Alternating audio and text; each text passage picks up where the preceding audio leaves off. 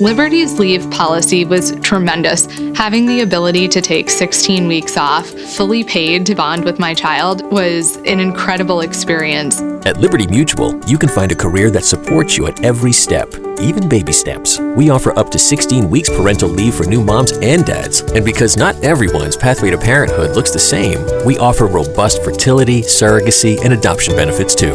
Learn more at libertymutualcareers.com and pursue your tomorrow today.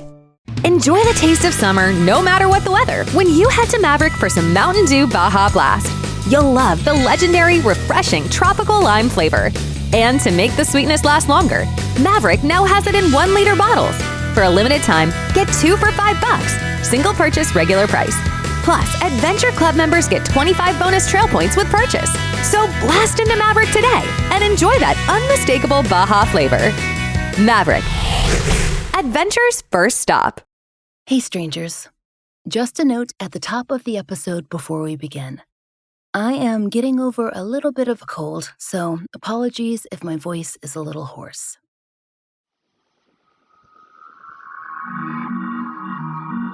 I'm Laurah Norton, and this is One Strange Thing, the show where we search the nation's news archives for stories that can't quite be explained.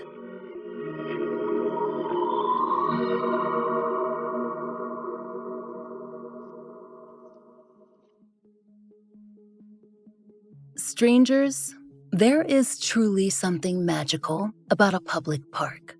No, really, stay with us on this. We know magical probably feels like a stretch for the park closest to your house. Maybe it's a place overrun with screeching kids and squeaky swings or sun-bleached play equipment that hasn't seen a fresh coat of paint since the moon landing. Your fellow patrons have a habit of leaving trash or canine byproducts in the grass.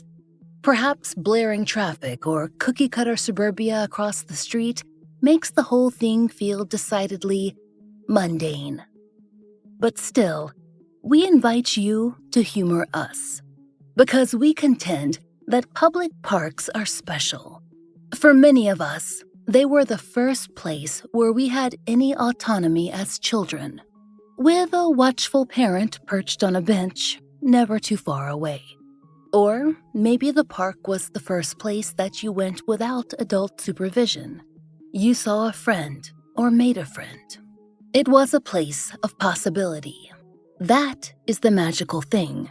It truly is a place of the people. Anyone, everyone, and anything. Things do happen in parks. That comes as no surprise. They are public places. Some are irritating, like seeing that annoying neighbor that you usually go out of your way to avoid, or discovering your toddler has found a lighter in the sandbox. And some are, well, less of a daydream and more of a nightmare. In a nation increasingly defined by urban sprawl, we ask, where's a monster going to hide, if not in a public park? The park is for everyone, after all. That question brings us to today's story, and we bring you to Columbus, Indiana, and more specifically, to a park called Mill Race. The webpage for Columbus, Indiana describes Mill Race as, quote, one of the top 100 parks in the nation for design, reputation, and accessibility. It's tucked into downtown Columbus in a bend of the Flat Rock River. It's got art installations, an observation tower, paved trails, and lakes for fishing. Pictures online make it look quite nice, lush with greenery that turns a fiery orange in the fall. The forest surrounding the park looks dense for an urban park, and according to Columbus's website, it used to be even more forested. Or, as someone poetic on the Columbus City staff puts it, a feral landscape. It wasn't until the mid-1980s that the park got those friendly art installations and paved trails. Before that, it was spider-webbed with foot trails and cut off from nearby neighborhoods by railroad tracks. A chat thread on Historic Columbus reports that the property was only purchased by the city in 1963. And until that revitalization in the 80s, it was more or less undisturbed wilderness. But it was still a popular area with Columbus residents who were looking for a quiet spot to hike or hang out, or, at one point, to go monster hunting. Let's set the scene. On the evening of November 1st, 1974, the weather was excellent. According to the Farmer's Almanac, it was a far cry from the impending hostility of a Midwestern winter. Temperatures floated in the mid-60s throughout the day and into the evening. So, as you can imagine, Mill Race Park was busy. Local authorities were probably expecting the usual shenanigans that tend to transpire when the weather is nice. But what they may not have been expecting were reports of a monster. The first report came from a group of 4 women. Per the Republic, they were hanging around at about 3 p.m., sitting in Mill Race along the river and near a paved boat ramp. The women weren't named in press reports by their own choice, perhaps because their story felt just too unbelievable. The first report came from a group of 4 women, but they did later tell police that all 4 of them, in dwindling but nonetheless broad daylight, saw it, a monster, walking on 2 legs. It was green, it was hairy, and it was large, wandering in and out of the tree line by the water. It's described, for all intents and purposes, like a Bigfoot, but green. Whatever it was, it seemed to be minding its own business, so the women did not tempt fate by getting much closer. The incident would have been weird on its own, but a funny thing happened. That same day, another independent report came in from 3 other women. These visitors had been parked in their car in the same spot at about 15 minutes to midnight when something jumped onto the hood of the car. Per the Republic, a witness explained, "A big black, blurry-looking thing came toward the car. Its face was pale-looking, a greenish-white, really yucky-looking. It had long fingernails, like claws, and fangs." This monster, whether or not it was the same one, was decidedly not interested in minding its own business. It jumped on the car and pounded it repeatedly, terrifying the women inside. Eventually, it decided it had enough and retreated. And according to the Republic, the women inside the car were so shaken that they could barely put the car in reverse and drive to the police station. The police did admit that whatever this thing was, it had scratched the car's paint. We imagine that the car's owners did find that to be a real bummer, once, that is, that they calmed down from their near-death experience. The Republic ran a piece chronicling both these sightings the day after they occurred, and you'll be hearing a lot from them because they covered this story with inspiring enthusiasm. In that first account, the paper wrote that police had searched the park and came up empty. Per the Republic, quote, "They're hoping it's only a misguided hobgoblin who lost its sense of timing and doesn't know Halloween is over for another year. But just the same, they warned other residents to take care and keep an eye out for that monster." Now, this was likely a tongue-in-cheek response. These sightings did occur the day after Halloween. Easy to chalk things up to a rando in a weird costume stumbling around the park. Stranger things have happened, we're sure. Actually, we know they have.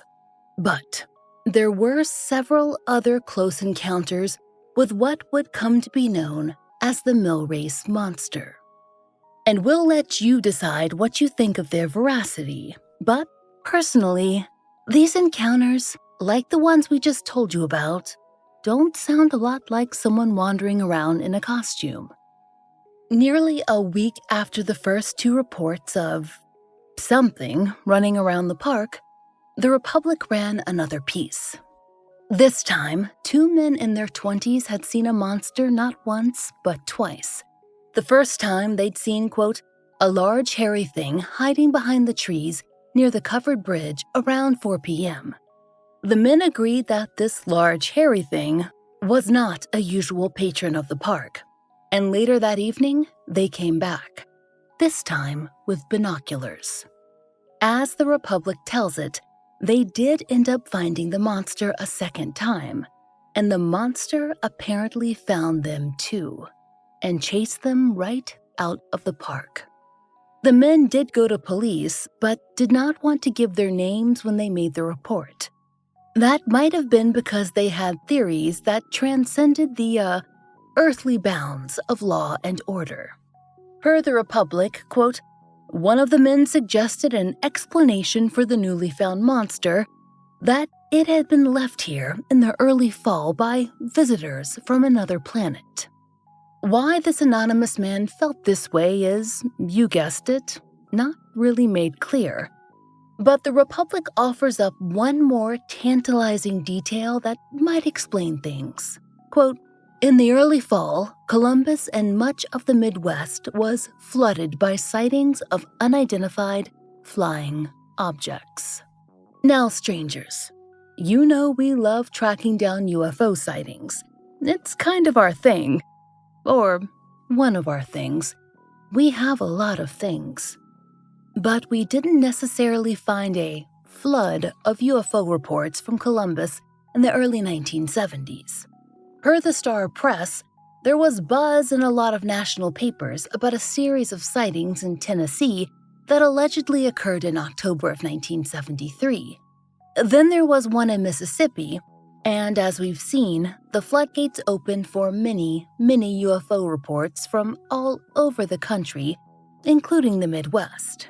The Star Press wrote that Muncie and Delaware counties, both in Indiana, saw a, quote, rash of UFO reports which prompted 40 different calls to the police.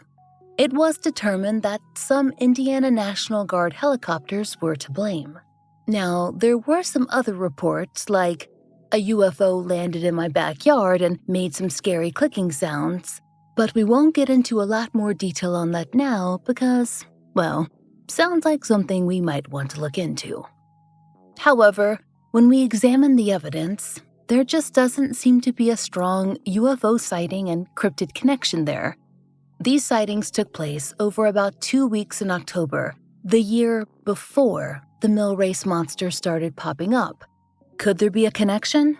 We doubt it, but we'll let you be the judge. In any case, it was the third sighting of the monster by those UFO-loving men that seemed to be the inflection point.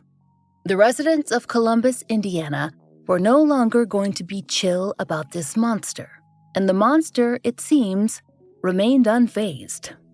On November 8th, about a week after those first sightings, authorities were growing irritated with the hobbyist monster hunters that had invaded the park.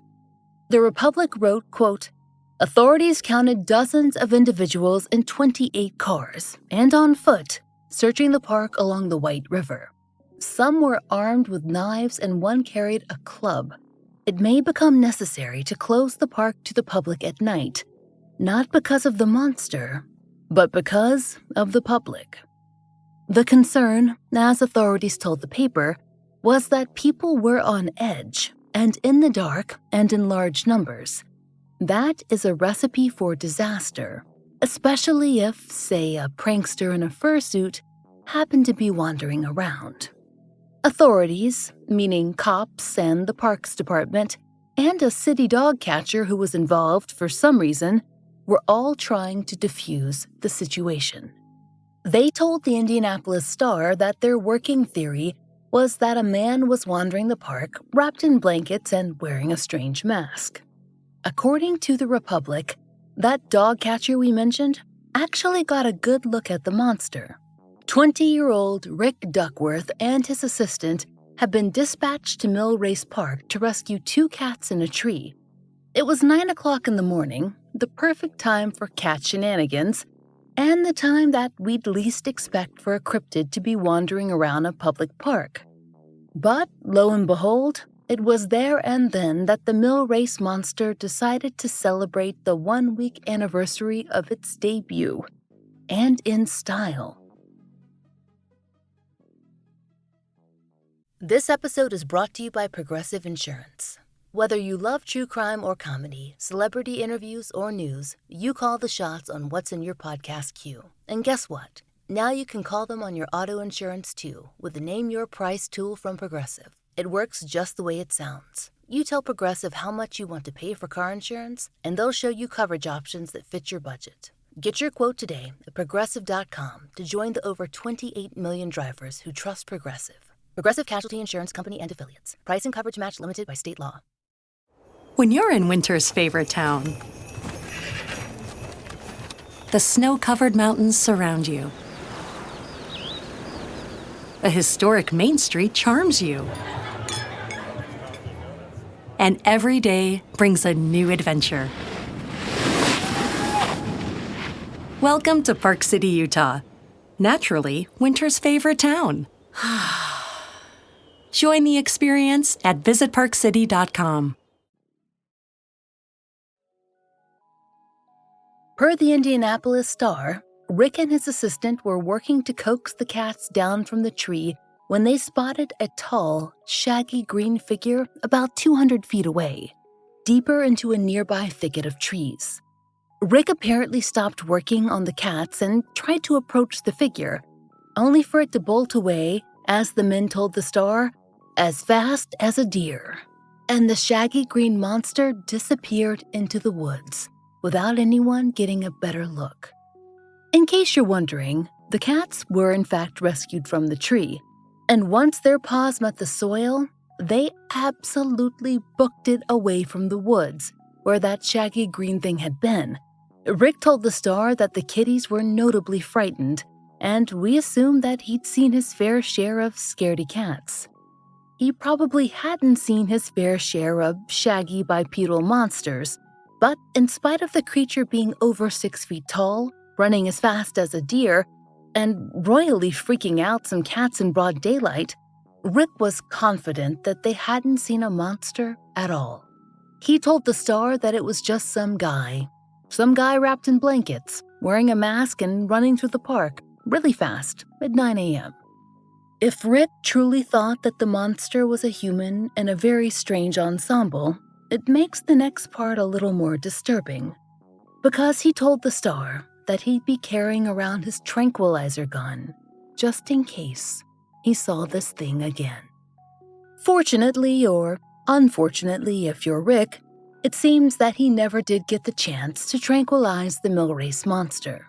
But the chaos continued. As the Republic wrote, despite official efforts, the number of visitors to the park ballooned.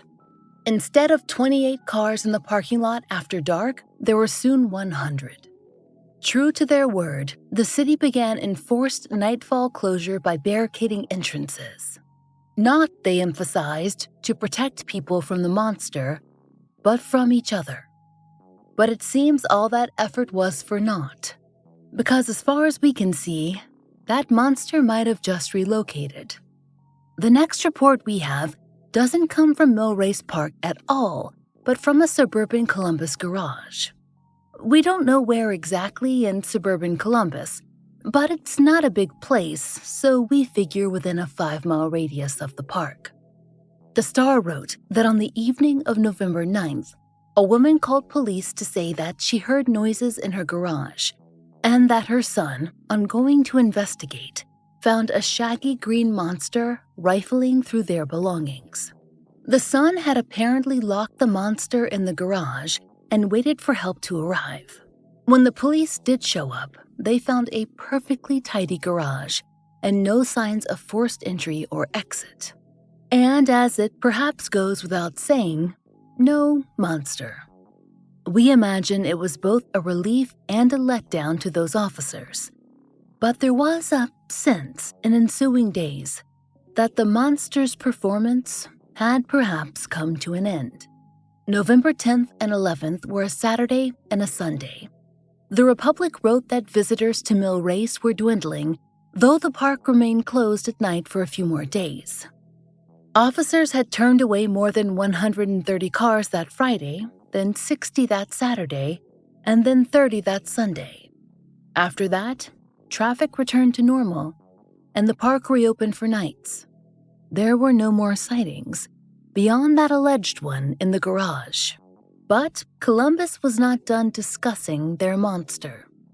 The Republic ran an opinion column on November 12th, unattributed as far as we can tell, that expressed a pretty clear disdain for the whole affair. It read, in part, "In addition to being dangerous, these monster stories have become something of a disturbance, which brings us to the hope that whoever dreamed it up would dream it out." A few days later, someone calling themselves a concerned reader wrote to the Republic to offer their take. "All this monster is some nut trying to get attention, and from all the articles I've seen, it looks like he's succeeded. If every one of these silly fools out looking for it would all stay away from Millrace Park for a while, it would realize what an ass he or she is making of themselves, and it would quit this silly masquerade. Wake up, Columbus, and don't let this so-called monster make a monkey out of you." We've got to say, that's a very snappy wake-up call, and we respect it. For what it's worth, a concerned reader seems to have gotten their way. People stopped talking about it. The next time we spotted the monster lurking in the newspapers was at the end of that year. The Millrace monster made an appearance in the Republic's end-of-year retrospective for 1974, alongside tales of burning barns and new traffic crossings and corn production milestones. Much love to our listeners in the Hoosier State, but it sounds like 1974 was really a banner year for Indiana-ness. So, the monster had successfully completed its transition from starting headline to local lore, referred to, if ever, around Halloween, with a wink and a nod and a chuckle. Technically, nobody ever came forward to fess up to the whole thing being a prank, but we all know better, right? Well, in fact, no better. Except for one strange thing. Here's the funny thing about all these cryptid stories. Strangers, no matter how firmly the discourse pivots to supposing the whole thing was a farce, there are always those who remain deadly serious. Such is the case for the women who first saw the Millrace monster back in November of 1974. In 2015, one of them spoke with the Indianapolis TV news station Fox 8, a little over 40 years after their outing in the park was disrupted. You'll recall that the women were unnamed in the original reporting, but in 2015, one of them decided to reveal herself. She was Tyra Cataline. We don't blame her for going initially incognito, to be honest. These kind of sightings seldom endear the witness to the public. And Tyra, as she told Fox, was not one to believe in the paranormal or the otherworldly, not back in 1974. But Tyra was ready and willing to go on the record in 2015. She recounted to Fox 8 that she and two friends were sitting in a car at Millrace Park a little before midnight on November 1st, when suddenly the monster made itself known. She said, "That thing was throwing itself at the car. It was the most horrible thing you ever looked at. Its face was slimy and everything. I don't know what it was, but it wasn't somebody wearing a costume. We thought we were going to die. All three of us thought that we were going to die." Tyra said that she seldom went back to Millrace, and that it still gave her a funny feeling to be there. She told Fox that in the decades after the encounter, she'd come around to believing in the unbelievable. She said, "I believe there's things out there now." Fox 8 also quoted someone named Chris McDaniel, who they described as a self-proclaimed paranormal investigator. Honestly, we had sort of assumed that all paranormal investigators self-proclaim, but no judgment. In any case, Chris McDaniel ran a site called Indiana Bigfoot Reports, which, you guessed it, logged Bigfoot sightings reported by people all over Indiana. We are saddened to report that it now appears to be defunct. Chris told Fox 8 that they received 3 or 4 reports a year statewide. Often those reports bore a startling likeness to the mill race incidents. A shaggy bipedal something darting in and out of trees without a lot more detail. But sometimes, the site often got a lot more detail than the encounters we know of at Mill Race Park. When he spoke to Fox in 2015, Chris recounted a report he'd received only a few weeks earlier from about an hour northwest of Columbus.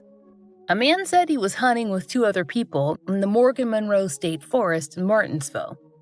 He was separated from the group, but then he heard a howl that terrified him. He'd grown up in the woods, heard numerous animal noises, including the crazy coyotes. And this was not a coyote. It was almost as if he'd spooked what he believed was indeed a Bigfoot, and he was letting people know that it was his territory. That man took off running. Strangers, we don't pretend to know whether Indiana has been overrun with Bigfoots for the last several decades, or if the mill race monster even was one, if the mill race monster was a monster at all. But really, do we ever have the answers? No, we do not. And that's the magic of a cryptid story. Take the plunge into listening, and it will turn out that there are many, many people who believe pretty much anything could be out there. Much like a public park, cryptids challenge our understanding of who and what belongs where. Parks are for everyone. And with the right attitude, the monsters lurking in the woods, they are too. We'll just keep our distance, if that's all right with you, and stay out here on the playground. So far as we know, those monsters, they do tend to stay off the slides.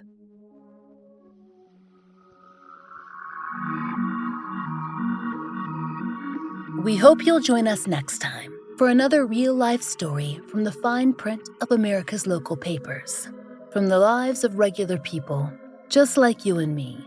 Except for one strange thing. Oh, and strangers. One Strange Thing is an independently produced podcast. To support the show and to hear more of the entirely true and enticingly peculiar, you now have 3 options to enjoy 2 extra bonus episodes a month. On Apple Premium and Supercast, you can get the bonus episodes delivered to your app of choice for just $2.99. And for $2 more a month on Patreon, you'll get more fun extras. There you'll find ad-free early releases of our regular episodes, 2 full-length bonus episodes a month, 2 monthly giveaways, blog posts, and the occasional live stream, all for $5 a month. We hope you'll check out one of these options and support the show. There's a link in our show notes. And if you enjoy One Strange Thing, please take a moment to leave us a great rating or review on your favorite podcast app. It's really helpful.